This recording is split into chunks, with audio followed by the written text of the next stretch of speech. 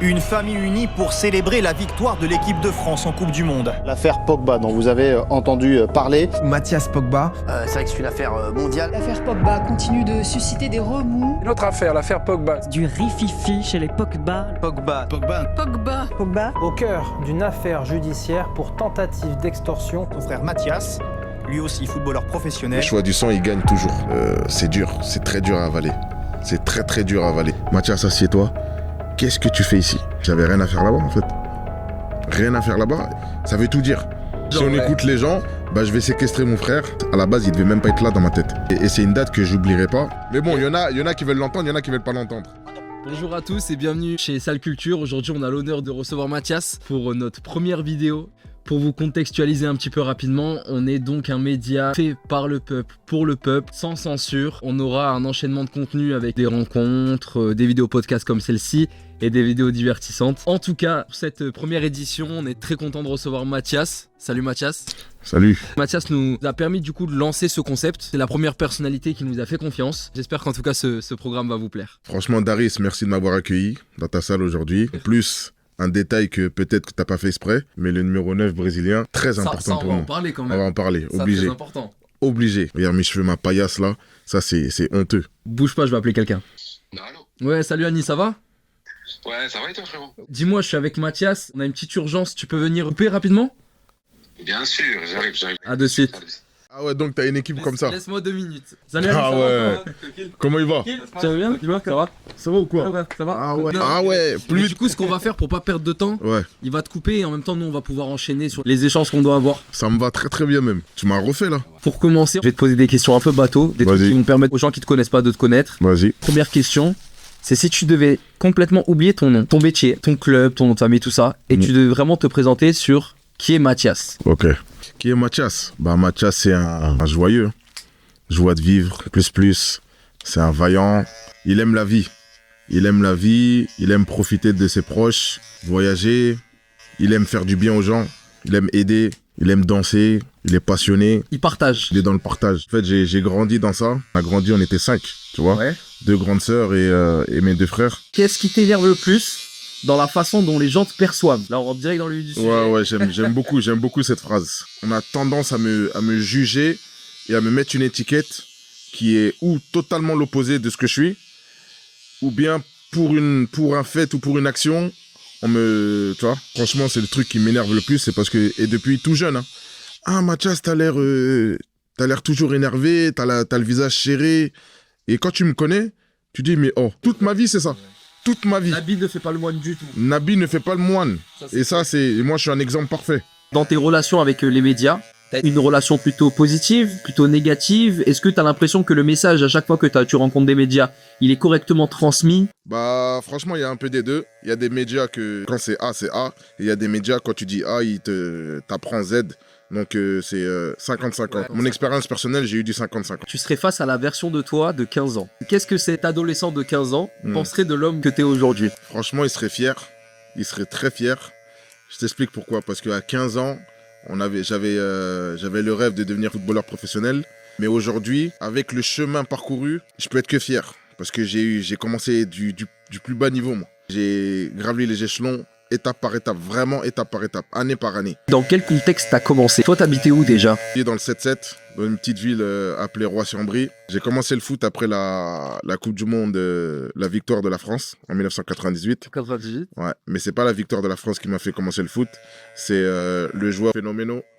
En regardant là, et voilà pourquoi je t'ai dit, d'où la référence du numéro 9 brésilien. C'est en regardant sa Coupe du Monde à lui, je me suis dit, je dois devenir comme lui. Je dois devenir trop fort comme lui. C'est devenu ton modèle. C'est devenu mon idole. C'est lui qui m'a dit, allez, vas-y. Moi, la Coupe 98, je l'ai pas vécue. J'en ai entendu beaucoup parler.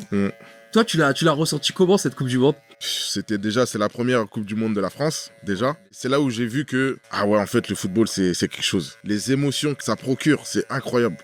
C'est quoi le plus dur? Être fort ou le rester? Ah ouais, toi, t'as des bonnes questions, toi. Elles sont pas mal, tes questions. Le plus dur, c'est rester fort. Parce que fort, je le suis. Est-ce que tu referais quelque chose?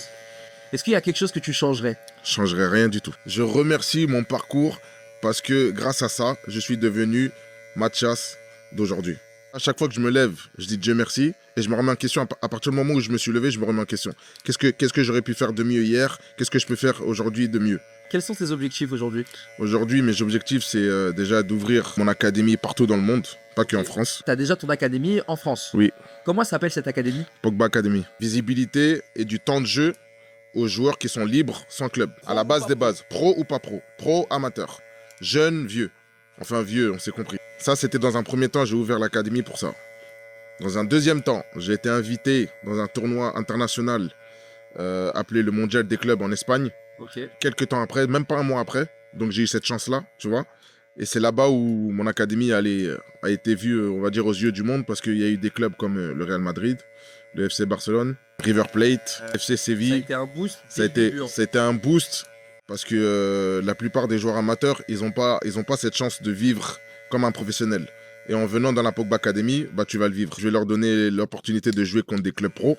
Et qui dit jouer contre des clubs pro, dit opportunité d'être vu par des clubs pro. On a une seconde vidéo qui arrivera sur la chaîne, qui donnera un peu plus d'informations sur la structure de Mathias. Au début, à chaque fois, c'est des petits jeunes qui ont pas l'habitude d'être connus. Ouais. Ils sont très humbles. Ouais.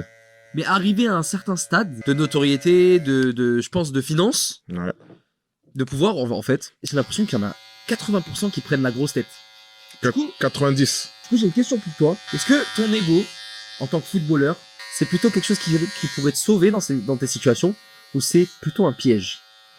Ben moi, personnellement, je pense pas que je me mettrais dans cette case-là. J'ai toujours été la personne qui revient dans le quartier, qui vont voir les gens avec qui j'ai grandi, et ça, ils peuvent te le confirmer.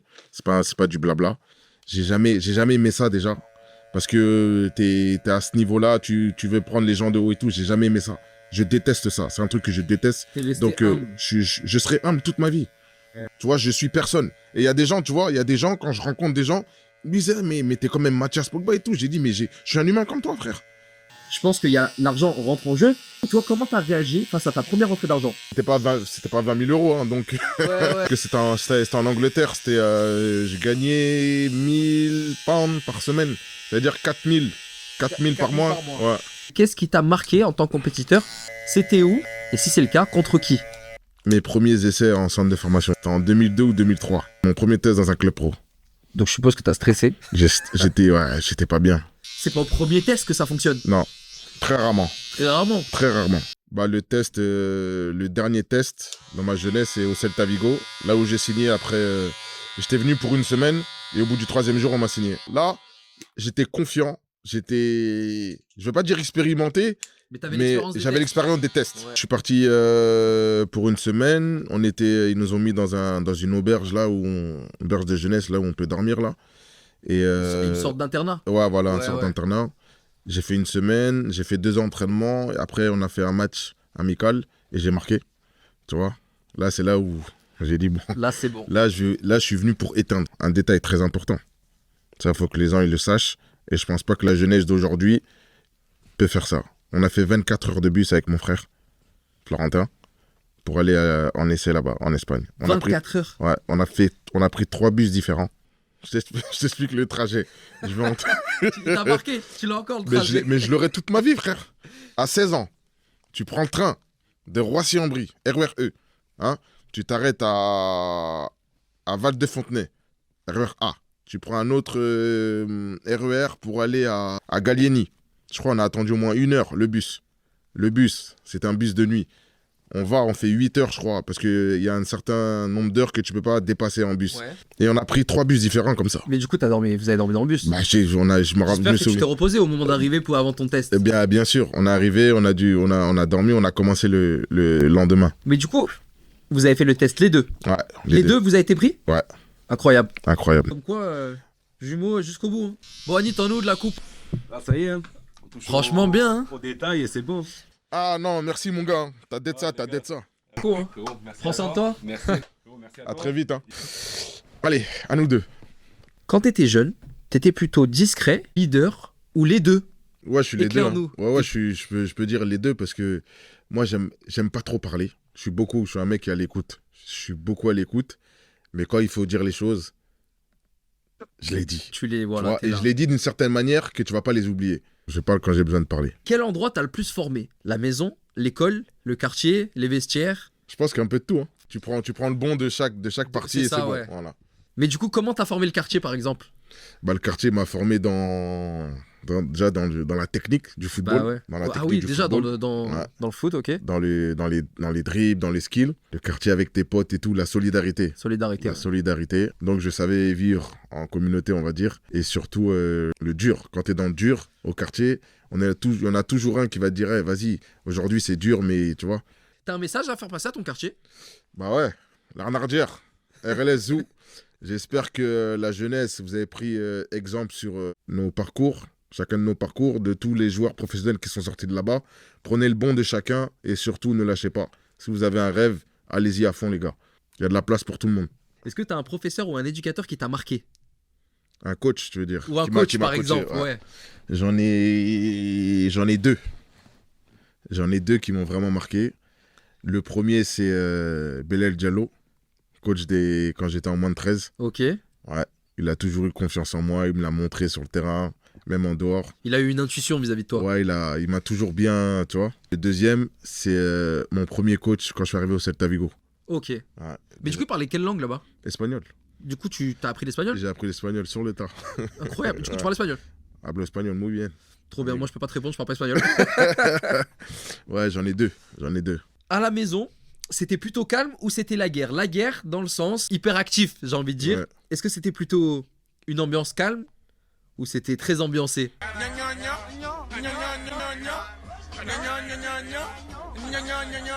Ah, nous, ça a toujours été ambiancé, nous. Tout le temps. La musique, la danse, le foot, les murs, ils tremblaient dans tous les sens du terme. C'est quoi? C'est dans tes gènes, tu penses? Ouais, on a grandi comme ça avec la musique, l'ambiance, la danse. On a quand même quelque chose dans le sang aussi, parce que c'est pas tout le monde qui est bon danseur, tu vois. Ouais, Rien c'est appris. inné, hein, c'est inné, Ouais, en nous, vrai. on n'a jamais rien appris, donc tu vois, Après, c'est propre à l'Afrique. c'est ça. Ça, Après, il y a ils des bougent Africains. bien, hein. Après, il y a des Africains, c'est bizarre. Hein. C'est vrai? Ouais. Les Force Africains, à eux, sont ils ont pas bloqués. eu de chance. Ouais, ils ont pas eu de chance. Est-ce que t'as déjà eu une galère dans ta jeunesse que personne n'imagine quand on voit ta vie d'aujourd'hui? C'était l'attente du... T'as vu quand on a signé au Celta, Ouais. il fallait faire les papiers espagnols. Comme mon daron, il voulait pas qu'on quitte la France pour aller là-bas, il devait signer en tant que parent. Ma mère a signé un papier, mon père il n'avait pas signé. Représentant légal. Voilà, en mode... représentant, il voulait pas le signer. Donc on a galéré 2-3 bonnes semaines avant de signer. En vrai, Non, je peux. Aujourd'hui, sur le moment, j'avais la rage contre lui. Mais aujourd'hui, moi, c'est comme si... il voulait tu vous dis, mon garder fils- proche de lui, en Ouais, fait. ouais. Tu vois. Tu dis, mon fils, il part là-bas et je suis pas trop d'accord. D'ailleurs, si tu devrais situer ta meilleure période. Ma meilleure période, je pense, c'était au collège. Hein. Au collège, t'as pas de problème. J'habitais à sans côté. pression. Ouais, sans pression. J'habitais à 10 minutes de marche. Je rentrais, puis je faisais mes frites steak, je mangeais. Ça, c'est vraiment T'as pas de loyer à Je payer. te Tu jure. rentres, tu jettes ton cartable. Attention, les petits, il faut pas faire la même chose. Tu jettes ton cartable, tu vas jouer au foot. T'as zéro problème. Putain, on courait là, on avait rien. T'as commencé le foot à quel âge, toi? À 8 ans. 8 ans. Moi, j'ai essayé le foot. Trop nul. Trop nul. Ils m'ont même mis au goal, tu sais. Ça, c'est vraiment genre en Ouais, mode. ça, le veut mec, dire que le t'es petit, nul. il est tout petit, Ouais, mais il le ouais, met au c'est- goal. Ça veut dire. Et je me suis rendu compte qu'en fait, la majorité des joueurs qui devenaient pro, ils commençaient, mais genre 4 ans, 5 ans. Tout est mindset. Ouais, C'est ouais. dans ta tête, tu te dis, si tu te dis tu vas le faire, tu peux le faire, tu vas le faire. Mais les parents, ça joue aussi. Les parents, ils jouent. Parce que moi, franchement, j'ai eu la chance que mes parents, ils m'ont toujours poussé. Tu vois, ils nous ont jamais bloqués, ils nous ont jamais dit, ah, tu vas pas faire ça. Et ça, c'est super important. Et ça joue aussi dans grave. certaines carrières. Ils m'ont jamais dit, tu peux pas le faire. Le premier truc qui t'a donné confiance, c'était quoi? C'est mon talent. J'ai vite pris conscience que j'avais du talent. Que t'avais des facilités en vrai. Ouais. Je pense que ça m'a donné confiance. Surtout que dans le foot, c'est important la confiance. C'est trop important. C'est numéro 1. Parce que sans confiance, tu vas pas jouer le même jeu qu'avec confiance. Est-ce que des fois, la confiance, ça porte pas préjudice?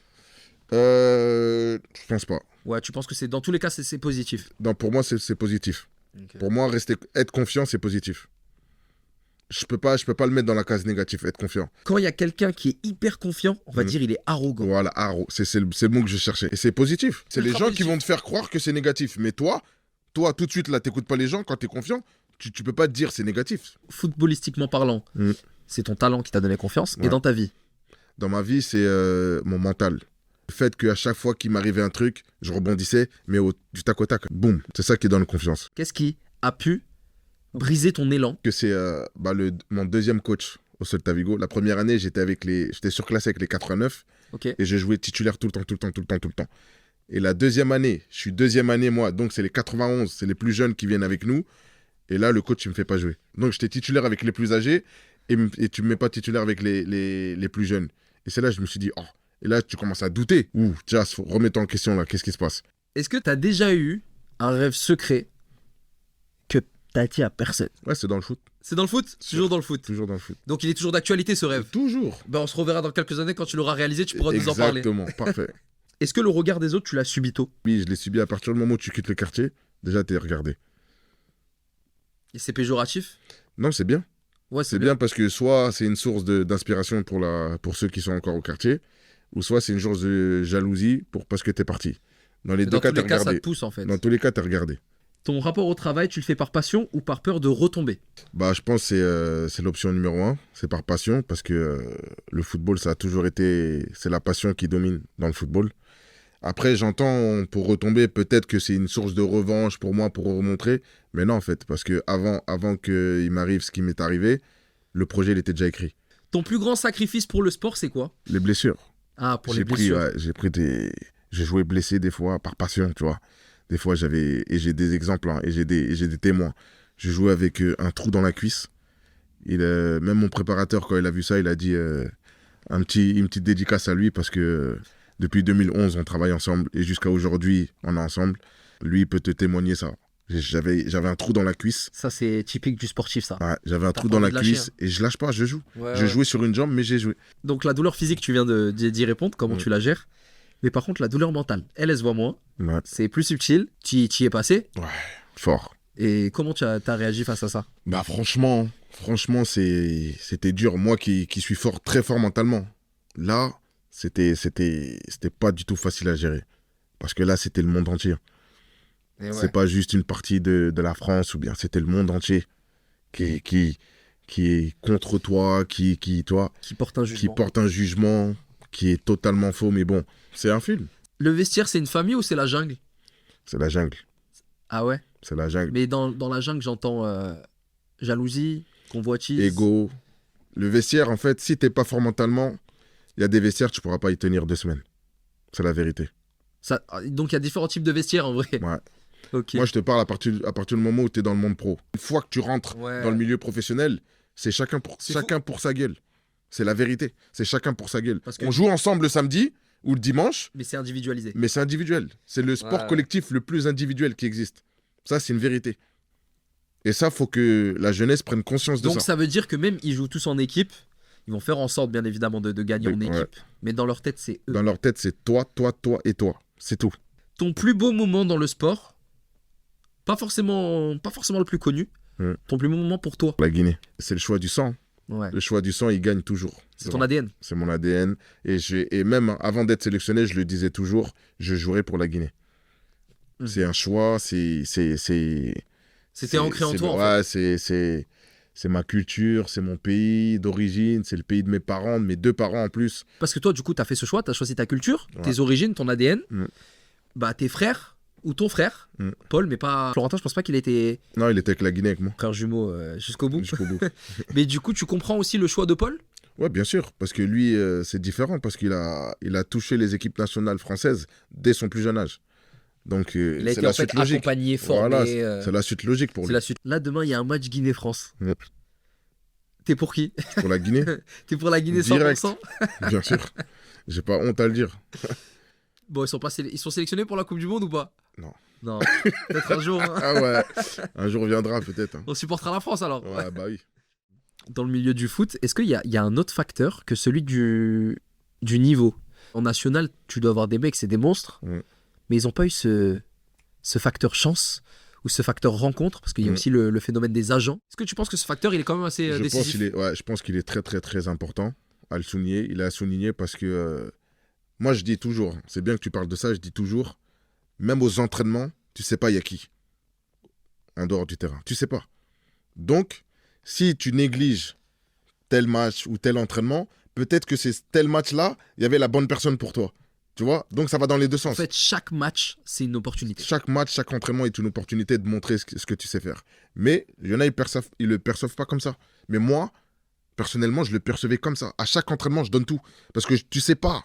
Je te dis ça parce que c'est mon frère qui l'a vécu, mais je l'ai su. Le recruteur du PSG a recruté mon frère en venant à l'entraînement. Et ça, je te parle de ça, on avait 10 ans. C'était en Benjamin. Tu vois? Il est venu à l'entraînement. Il est venu à l'entraînement et après, on a reçu une lettre, parce qu'on est partis tous les deux, mais il était là à l'entraînement.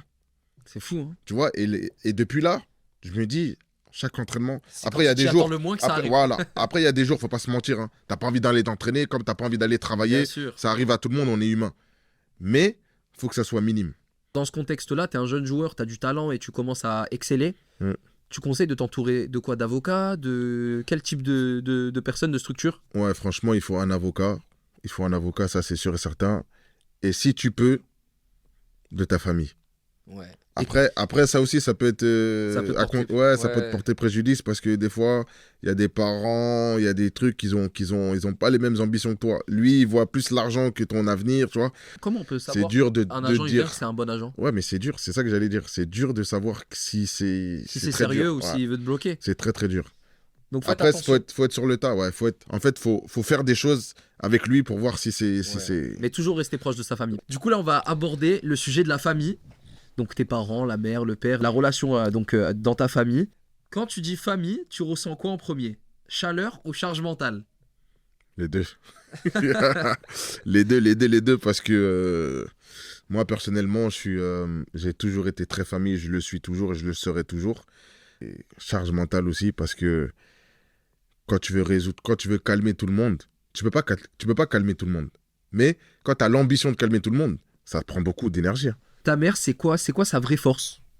Je pense que c'est l'éducation qu'elle nous a... On peut dire que ta mère a réussi quand même. Hein. Ouais, elle a réussi.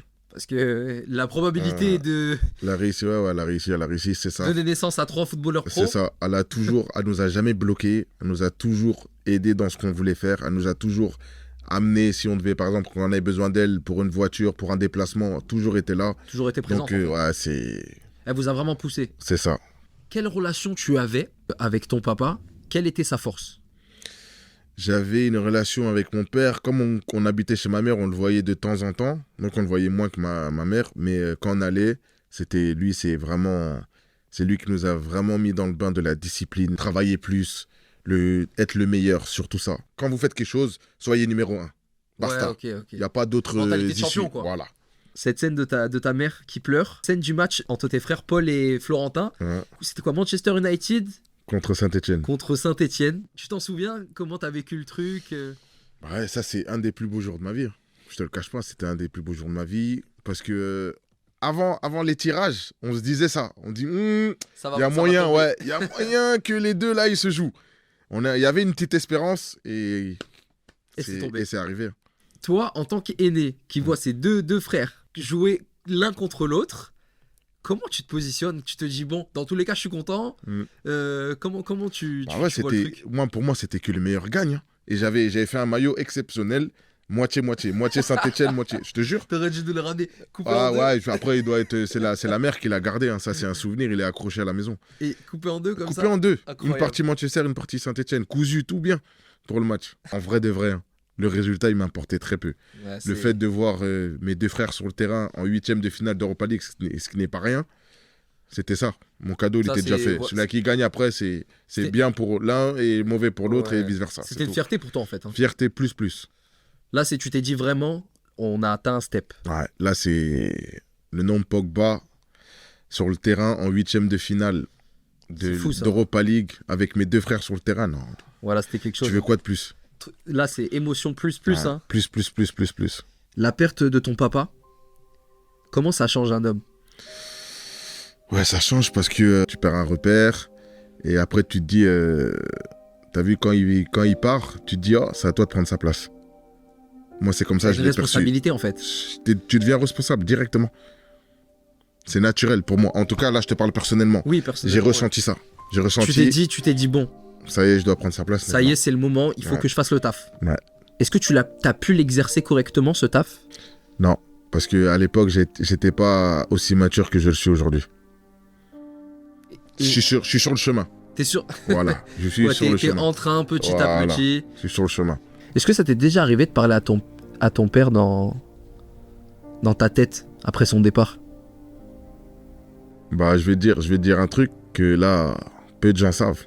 Tu vois, quand j'étais en prison, il y a un jour, dans mon rêve, il est venu dans ma chambre. C'est comme s'il était dans ma chambre et on s'est assis, il m'a parlé. C'est fou ça. Ouais. Donc, on communique. Il est venu, il m'a dit, qu'est-ce que tu fais là? Toi, je vais jamais oublié. Il est venu, il s'est assis, il m'a assis, il a dit, Mathias, assieds-toi. Qu'est-ce que tu fais ici? Ça, c'est la question qu'il m'a dit dans mon rêve là. Il m'a dit, Tchas, qu'est-ce que tu fais ici? J'avais rien à faire là-bas en fait. Rien à faire là-bas. Et le fait que, tu vois, que mon père vienne, tu vois, dans mon rêve, m'assoie comme ça veut tout dire. 3 mois et demi, 100 jours. Les plus beaux souvenirs de famille que tu as, auxquels tu penses quand des fois tu peux avoir des situations conflictuelles avec ta famille, comme on en a tous en fait. La première sélection de polo en équipe de France. Sa toute première, toute première au plus jeune âge là. C'est hyper sélectif. Tu vois? Et là-bas, ça c'est pour entrer à Clairefontaine. Il passe pas. On le prend pas. Ah, ça marche pas? Ouais, il passe pas, ça marche pas. Et après, il va au Havre. Au Havre, il est avec les U14 là, je crois, 14 fédéraux. Et après, la deuxième année, il joue avec la DH et tout, mais on le respecte pas. Tu vois, on le respecte pas trop, tout ça. Et après, il a été C'est-à-dire, appelé. on le respecte pas trop? On le fait pas trop jouer, tu vois, il joue pas trop, il est boycotté, voilà, il est boycotté et tout. Il est sélectionné pour le nom de la région là-bas. Je suis nul en géographie. J'ai oublié. Catastrophe. Bon, bref, il joue pour cette région-là contre les autres régions, tu vois. C'est tournoi interrégion. Okay. Et de là, il est appelé en sélection. En sélection. Et ça se fait comment? C'est une lettre que tu reçois? Ouais, c'est une lettre que tu reçois à la maison, sélectionné pour l'équipe de France. Incroyable. Et là, c'est vraiment... Là, franchement, là, on était tous contents parce que tout le monde veut rentrer à Clairefontaine. Tu vois? Ah bah ouais. Tout le monde veut rentrer à Clairefontaine. Je pense que c'est un rêve de tout footballeur, ça. Ouais. Français, en tout cas. La toute première fois qu'il est appelé en équipe nationale, ça, c'est... Franchement, je pense que c'est ça. Le souvenir le plus dur, celui que tu gardes dans un coin. Le souvenir le plus dur, c'est ma rentrée en prison. Ça, c'est... Ouais. Je me souviens... Pour essayer de contextualiser, mais je pense que les gens savent, vous avez vécu une affaire familiale qui a été très médiatisée. Et la vérité, il n'y a que toi qui la connais. Comment tu vis ça? Déception? Est-ce que t'en veux à ta famille? Ouais, c'est ça, hein, tu l'as résumé. Hein. Je peux comprendre. Chacun voit comme il le souhaite. Chacun entend ce qu'il veut entendre. Mais c'est dur. C'est très dur à avaler. C'est très, très dur à avaler. Bah, tu te dis comment on en est arrivé là? Comment? Ouais. C'est très, très dur à avaler. Mais bon, pour revenir à ta question, c'est le pire souvenir de toute ma vie. C'est ce qui t'a le plus... De toute ta vie? Toute ma vie. Donc ça t'a quand même assez impacté. Ouais. Plus intérieurement. C'est plus intérieurement. Ouais, les gens, ce qu'ils pensent... Ouais, je m'en fous. Ça, je m'en fous. Je m'en fous. L'amour dans ta famille, comment il s'exprime? On n'a pas été très expressif dans ce domaine-là tout au long de notre vie. Donc, je pense que c'est plus avec des faits et gestes qu'autre chose. Plus par les actions. Ouais. Si tu pouvais offrir une seule chose à ta mère ou à ton père, tu choisiras, qui n'est pas de l'argent, ce serait quoi?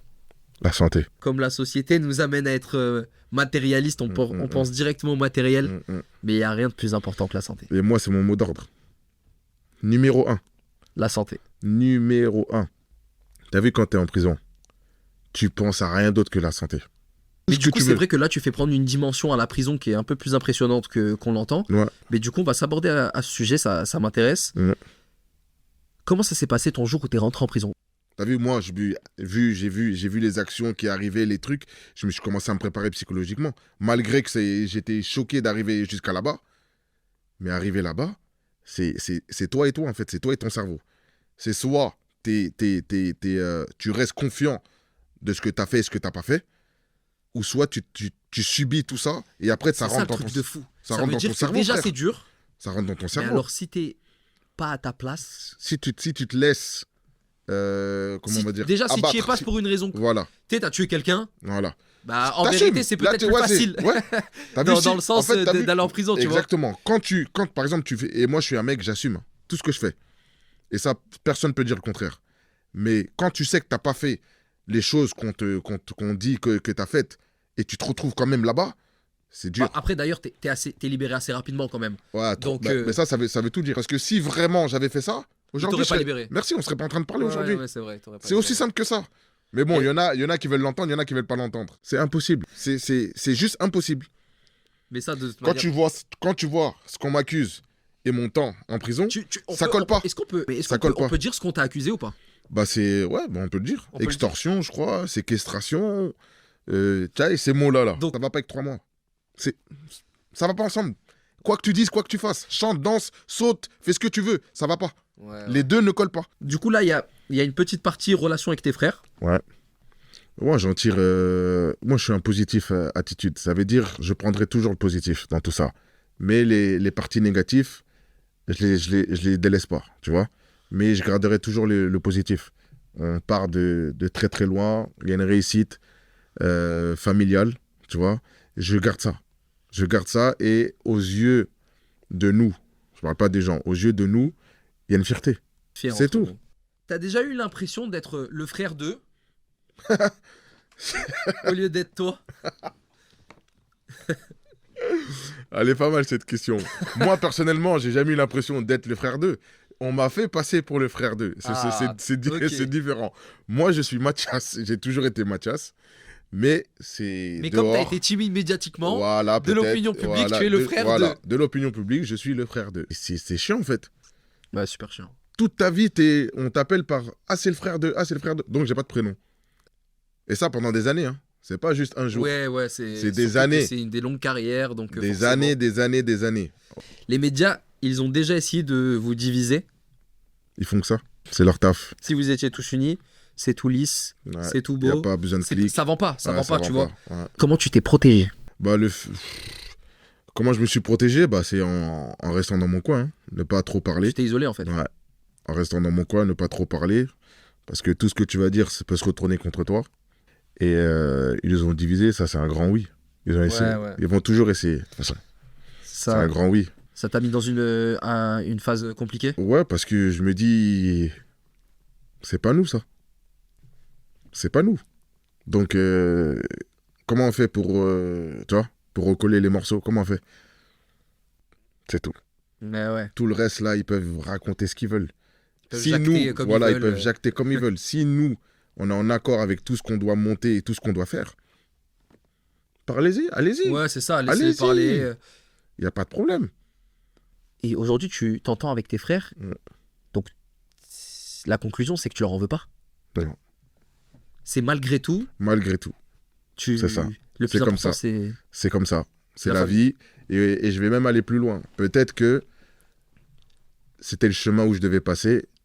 Pour être tué. C'est comme, voilà. Ouais. C'est comme ça. C'est le chemin où je devais passer pour peut-être revoir certaines choses, pour remettre certaines choses au point, pour, tu vois. Ça t'a fait prendre en maturité. Exactement. Comme je dis, je prends toujours le positif de chaque expérience. C'est le positif que je garderai de cette expérience. Et je suis devenu encore plus fort. Déjà, je te disais que j'étais fort mentalement. Là, venez. Déjà, ils ne tiennent pas. Moi, j'ai pas honte de le dire. Il y en a, ils auraient pété les plombs. Il y en a, ils auraient fait des choses qu'ils auraient peut-être regretté après. Moi, tu as vu, je garde toujours. Je suis un positif attitude. Donc, je garderai toujours le positif. Malgré que les douleurs internes, je garderai le positif dans tout ça, toujours. On va rester sur ce message de paix pour finir sur l'aspect famille. Et on va aborder l'aspect médiatique. Aspect hyper important pour tout footballeur ou pour toute personne qui veut devenir professionnel, je pense. Il faut savoir gérer médiatiquement sa carrière. Première question, la célébrité indirecte, c'est quoi? Plutôt un avantage ou un piège selon toi? En fait, si tu sais bien les utiliser, c'est un avantage. Okay. Si c'est pas le cas, c'est un piège. Pour moi, c'est ça. C'est la manière dont tu vas gérer. Et du coup, toi, en tant que footballeur professionnel, ça t'a été plus bénéfique ou l'inverse? On va dire, dans les débuts, c'était bénéfique parce que on n'en parlait que en bien. Moi, je gérais rien, je mettais juste tout et n'importe quoi sur mes réseaux, donc, tu vois. Mais on n'en parlait que en bien. Mais à partir du moment où on en parle en mal, c'est là où, comme moi, je gérais pas. Je sais pas comment gérer ça. Toi, c'était vraiment pas ton taf, en fait. C'est vraiment pas mon truc jusqu'à aujourd'hui, tu vois. Et donc, à partir du moment où tu les gères mal, là, ça devient un piège. Est-ce que si tu as plus de visibilité Est-ce que si t'es plus vendeur, potentiellement plus de clubs seront attirés par toi, même si c'est moins l'aspect football qui... Ouais, ça fait partie du jeu. Ça fait Pour partie les du- agents, pour les joueurs et tout, te montrer. Plus on va te voir, plus ça va monter déjà les enchères Ouais. pour les transferts, etc. Et plus tu gagnes en valeur. Tu préfères qu'on te reconnaisse ou qu'on continue complet? J'adore même quand on m'ignore. Ah ouais? J'aime trop quand on m'ignore. Bah ouais. Toi, Parce que, ouais, j'aime bien la tranquillité. Je suis un mec dans la tranquillité. Moi. J'aime bien. C'est la vie qui a fait que, malheureusement et heureusement, j'ai été connu et tout. Mais tout ce qui est reconnaissance de dehors et tout, si je pouvais m'en passer, mais je signe le papier ouais, tout de si suite tu là. pou- Ouais. Je te le signe tout de suite. C'est fatigant. Fatigant. Tu dois toujours, des fois, t'as pas envie de parler, t'es obligé de parler. Si tu parles pas, on va dire c'est toi le mauvais, il est méchant, tout le tralala. Du coup, dans cet aspect médiatique, je vais intégrer un sujet qui aurait pu être dans tous les chapitres qu'on a abordés, celui de la Coupe du Monde 2018. Tout à l'heure, on en a abordé un petit peu, on l'a effleuré. Moi, j'aimerais bien que tu nous en dises plus. Bah, moi, je te cache pas, c'est comme si je l'avais joué. C'est aussi simple que ça. Dans le stress, dans le... J'ai tout. J'ai même discuté avec les joueurs. J'en avais déjà parlé à RMC là, à l'époque. Je l'ai vécu. Je suis champion du monde et je le redis aujourd'hui. Que je sois sur le terrain ou pas, j'ai été champion du monde. J'ai pris les vols comme eux. Aller-retour, j'étais sur le terrain comme eux. J'ai tout fait en fait. Donc, tu avais accès au terrain? J'ai accédé à, je crois, à la 8e de finale. Je suis Ok. descendu au terrain pour rejoindre mon frère. Et à la finale, j'ai touché la Coupe du Monde dans mes mains, frérot. Elle est lourde. Elle est lourde. C'est pas du blabla. La coupe, elle est lourde. Donc, à partir du moment où tu la prends dans tes mains, comment tu peux dire que tu l'as pas gagnée? Je l'ai pris dans mes mains. Clair. Je l'ai gagné. Voilà. Basta. l'as gagné. Ça s'arrête là. Je l'ai Et gagné. puis, ça se joue pas que dans l'effort physique, c'est... C'est toute la préparation tout, mentale, tout ce qu'il y a autour. c'est tout, frère. Les voyages et tout, parce qu'il y a un aéroport, je sais plus, le vol, il a été retardé. On était là, on galérait avec les darons et tout. On était KO contre le mur, on dormait, on rentrait. On prenait le vol, je crois, le matin tôt, 7h, je crois. 7h, 6h. Et on rentrait, il était pareil, 5h, 6h du matin. C'est fou, C'est-à-dire, on ça. faisait 24 heures. Et après, on rentrait. Et à chaque match, tu faisais ça? Ouais, chaque match. Après, j'ai pas fait tous les matchs. T'as pas fait tous les matchs, mais tous les Non, matchs j'ai pas fait importants? tout. Voilà, tous les matchs, j'ai fait le premier, j'ai fait la 8e de finale, j'ai fait la demi et j'ai fait la La finale. finale. Mon frère, il marque. En finale, oui. Ça, là, c'est... Mais c'est ça que je te dis. Comment En plus, il marque, tu crois, je vais dire, je suis pas sûr, mais t'es fou, toi, de penser comme ça, t'es fou, frère. Qu'est-ce que t'as ressenti à ce moment-là? Frérot, je sais pas si t'as les images. J'ai enlevé mon t-shirt, casquette Ah, en y a arrière. des images et Il y a tout des images, faut que tu les retrouves. Ah, non, j'ai été fou, torse nu. Là, tout. t'as vibré, Ah, pour le coup. obligé. Est-ce que ça t'a rappelé et ça t'a confirmé les raisons pour lesquelles tu t'es mis dans le foot? Exactement. À ce Là, moment-là. tu te dis, on va dans ça pour vivre ça. Là, tu te dis, ouais, on n'a pas commencé pour rien. Et c'est à partir de quand que t'as arrêté? À partir de 2022, 2022, t'as pris ta retraite. non, j'ai pas pris ma retraite. C'est le système qui m'a fait prendre la retraite.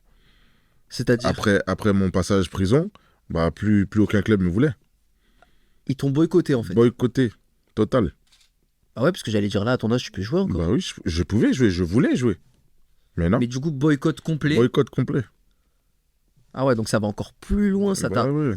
En fait, ça t'a mis un frein même dans ta passion. Ça m'a coupé en deux. Et donc, à partir de ce moment-là, t'as été réaliste et tu t'es dit, bon, moi, je suis cuit.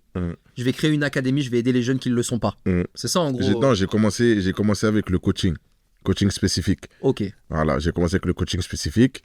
Et après, je me suis dit, bon, ok, les coachings spécifiques, ça va, c'est bon, j'ai pris de l'expérience. J'ai fait mes 2 ans de personnel. Maintenant, je vais amener ça en groupe dû à la création. Mais l'académie, elle était déjà pensée bien pendant que j'étais actif encore.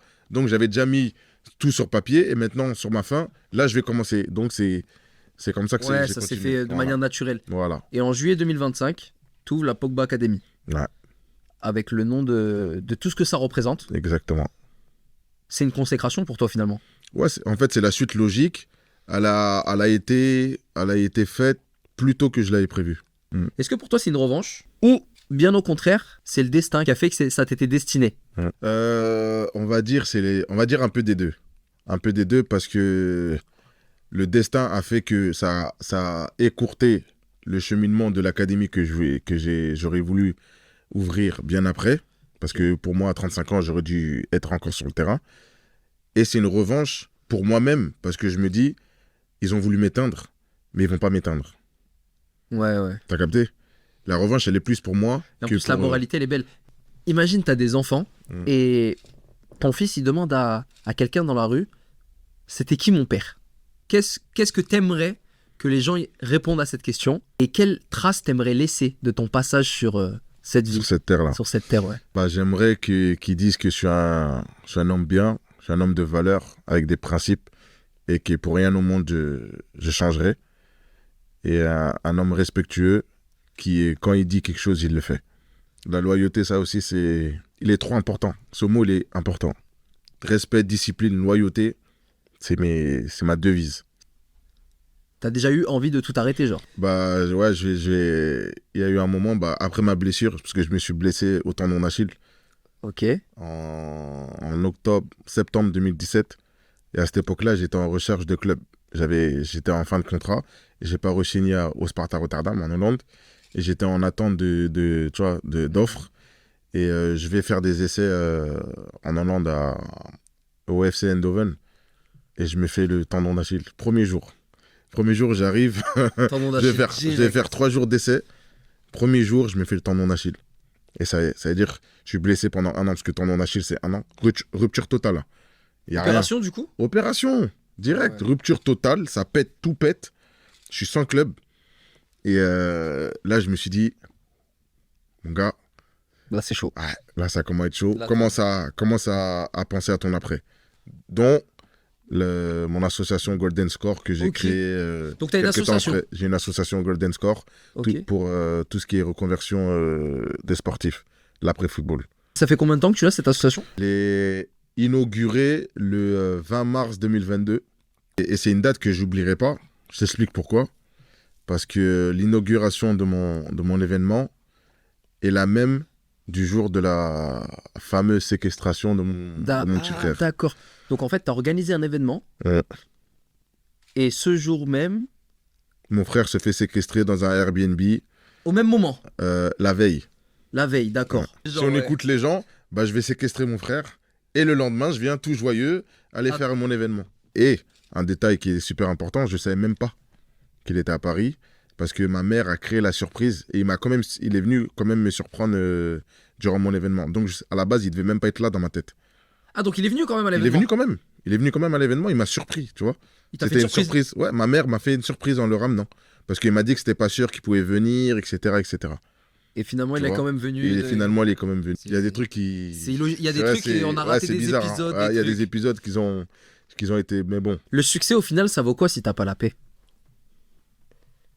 Ça vaut rien. La paix, c'est pour moi, c'est un truc qui se négocie pas. C'est très dur à négocier la paix. Tu me dis, je te fais ça et tu auras la paix. Non, en fait, je veux ma paix. Il n'y a pas besoin de ça. Je veux juste ma paix. En vrai, tu le contrôles pas, ça. Ouais. Tout le reste, tu peux le contrôler. Parce que la paix, c'est... on te laisse tranquille. C'est pas toi, si tu veux te laisser tranquille, toi, tu te laisses tranquille. Mais lui, le petit, par exemple, de 8 ans, qui était son idole, ces trucs, il veut venir te voir. Donc quand tu es en paix, là, quand tu es en paix et tranquille, lui, il veut venir te voir. C'est-à-dire, tu perds. C'est pas toi qui contrôle ta paix. Ok. Là, on va arriver donc dans le moment du podcast où tu vas plus t'adresser vraiment à moi. Ouais. Mais c'est plutôt une question de transmission pour les jeunes qui sont passionnés ou qui ont été passionnés comme tu l'étais quand tu étais petit, tu vois. Vraiment en mode, moi, c'est le foot et rien d'autre. Qu'est-ce qui manque aux jeunes aujourd'hui dans le sport? Je pense aujourd'hui, dans la nouvelle génération... Je pense qu'ils ont perdu déjà le plaisir. Plaisir, passion. Maintenant, il y a beaucoup de jeunes qui vont faire le foot pour l'argent et pour être connus, je pense. Pour ce qu'il y a autour. Pour ce qu'il y a autour. Pour leur famille aussi. Ouais, après je suis d'accord. Hein, mais si tu avances avec la passion, tu pourras plus... Aller plus loin. Voilà, tu pourras plus servir ta famille sur le long terme. Ok. Parce que c'est la passion qui te booste. Qui te stimule, qui te donne voilà, la force qui te stimule, qui te donne, qui te pousse. Après du moment où tu as reçu, par exemple, tu rêves à gagner ton million, ton premier million, une fois que tu l'as, c'est fini, ça veut dire que tu vas plus jouer. Plus jouer avec passion et plaisir. C'est la vérité. Donc toi, en fait, à travers Pogba Academy, tu vas éduquer, tu vas les aider. D'ailleurs, Pogba Academy, en fait, dans encadrement et tout, les services que ça propose, c'est quoi exactement, si tu peux nous en parler? C'est des matchs amicaux contre des équipes professionnelles et amateurs, les deux. Des tournois internationaux organisés par la Pogba Academy ou par d'autres. dans d'autres pays. Et structure professionnelle. Ok. Donc vraiment, en fait, c'est des opportunités. Ouais, c'est des opportunités plus. Un conseil à ton fils Ouais. qui, lui, te dit Papa, j'ai envie de me lancer dans le foot, j'ai envie d'être pro, donne-moi des conseils, fais-moi éviter des choses que toi, t'aurais pu éviter. Jouer avec passion et plaisir dans un premier temps. Tout le reste, ça viendra après. Avec le travail que tu vas fournir jour après jour, entraînement après entraînement, match après match, tout le reste viendra. Mais reste focalisé sur le travail acharné, jour après jour, entraînement, chaque entraînement tu te donnes à fond, chaque match tu te donnes à fond, fais le travail invisible, mangez bien, entraîne-toi plus et franchement, tu seras récompensé. Parce que, comme on dit, le travail paye. J'ai aussi un truc à te proposer, le super beau maillot du Brésil, Floqué Ronaldo. Ce que je te propose, c'est que tu le dédicaces. Ouais. Et parmi les abonnés et les commentaires, bien évidemment, on fera gagner ce maillot. Est-ce que tu arrives à le signer sur ça? Là, bien sûr. Incroyable. Le maillot sera à gagner, je vous incite à participer. Et l'envoi se fera rapidement, vous inquiétez pas. Et on m'a dit que tu étais danseur. Moi, j'aimerais bien apprendre à danser. Hein. Mon gars, quand tu veux, frère.